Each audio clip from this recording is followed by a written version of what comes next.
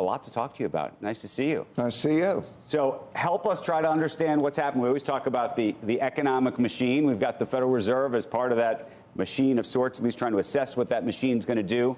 You saw what Jay Powell said yesterday. I think we're all trying to make sense of where we really are. Okay, well, I mean, these things happen over and over again. We're now in the 12th and a half cycle. You know, these cycles, you know how the cycles work. You're 12 and a half cycles since 1945. 1945 was the New World Order, you know, new monetary system. And you know what happens.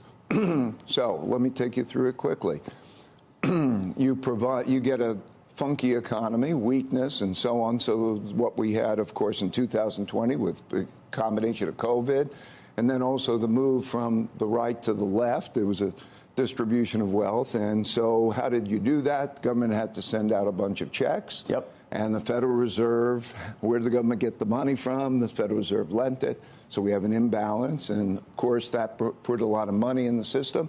You've got the demand. You've got the cycle, classic cycle, right? Stimulation, credit becomes debt. Then you have inflation. Then you have a tightness of monetary policy. And so where are we? So we now in a classic spot where we've got a relatively high real interest rate. Real interest rates went from minus 175 basis points to plus 175 basis points, right? You've got a cash rate that's relatively high. Cash used to be trashy. Cash is pretty attractive now.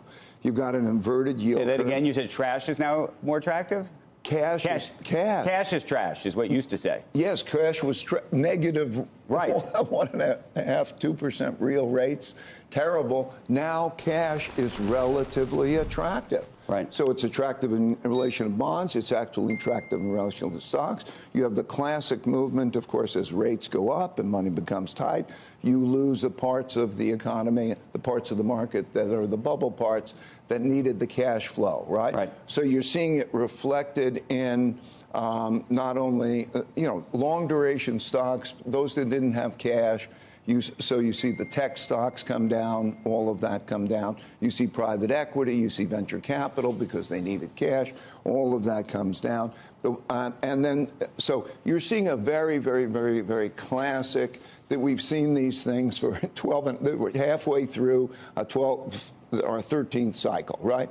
But what's also happening in that cycle, since 1945, is that we then have the accumulation of a lot of debt and money. Okay, so we deal with things like the debt ceiling. Does the debt ceiling matter? Does it matter how much debt we have?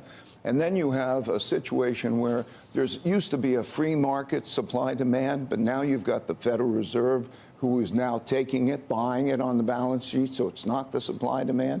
So you've got that dynamic very, very classically going. I don't think people are paying enough attention to the big cycle. There are these short-term cycles.